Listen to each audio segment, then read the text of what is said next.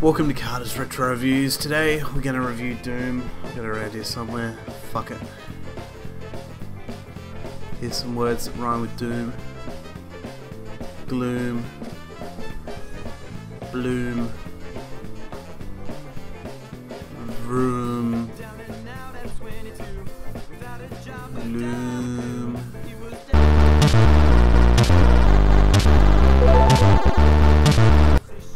Zoom.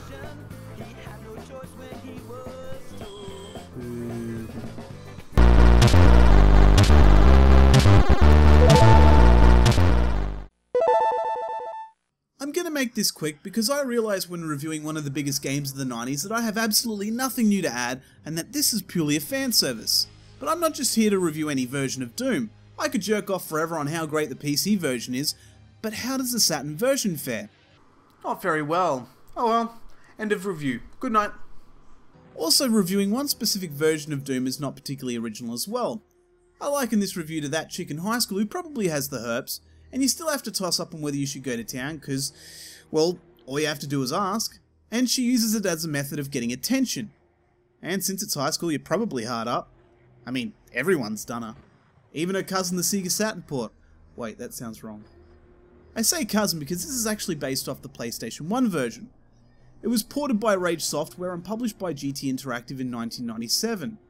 I found out that the game actually works with the Saturn's mouse, but you can't strafe or strafe or how the fuck you pronounce that word, let's just say strafe.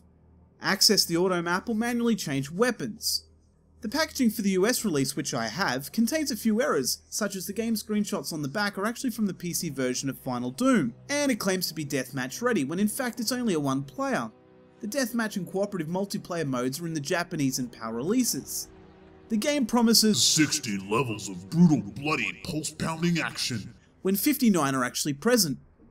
Alright, so this is the list of platforms this game has been on. DOS, Next Step, whatever the fuck that is, IRIX, Solaris, Mac OS, Linux, Windows, Atari JAG, 32X, PS1, SNES, 3DO, GBA, Xbox, Xbox 360, PS3, and of course, the Saturn. The other thing to note too is that this game was released 2 years after most releases, so it better be worth the wait. And this review was released 17 years after that, so it better be worth the wait. Presentation matches expectations, just the title on the screen has little more than the PC version, which is nice. The in-game presentation is pretty good as well, giving me a different layout to what I'm used to. I only know the PC version like the back of my hand, never played the PlayStation 1 version, so some of this is all very new. None of it is bad, but just different. And even then, when you put them side by side, they both have positives about them. I like the brightness of the Saturn, but not how everything is stretched sideways more than the PlayStation 1 version.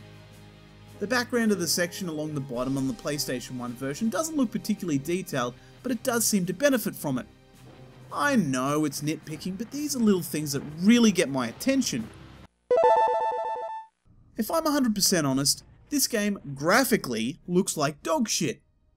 But it doesn't look as bad as I thought it would.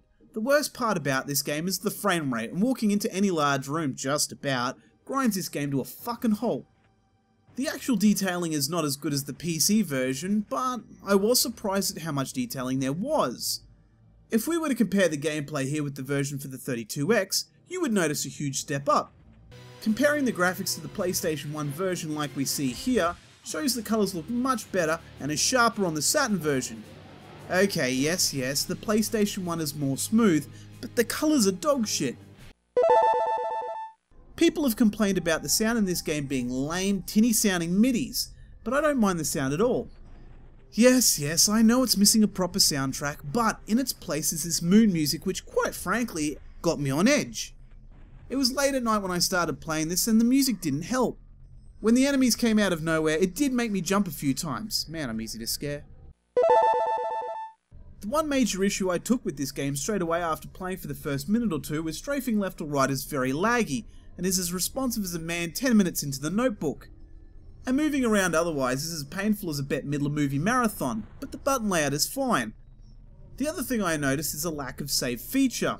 It's all done through passwords. You know, the Saturn does have memory, right? On top of that, because the frame rate sucks, the game itself sucks, and makes moving around tough and awkward when the game slows down. So does your movement. A lot of what saved me mostly is playing the shit out of the PC version back in the day and my memory of what to expect. If you don't have that, this game can be very difficult quite often.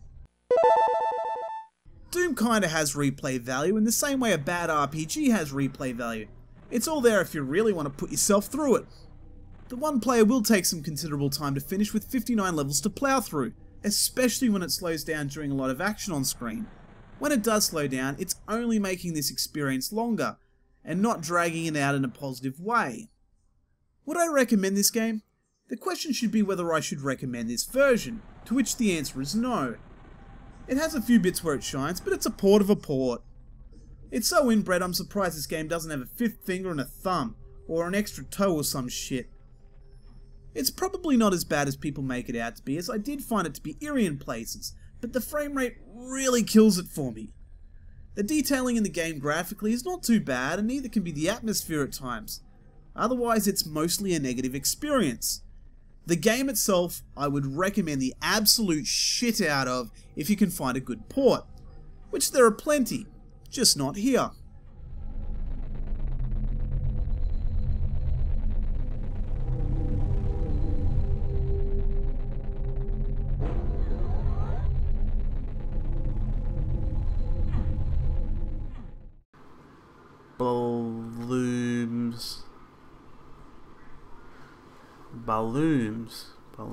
Balloons.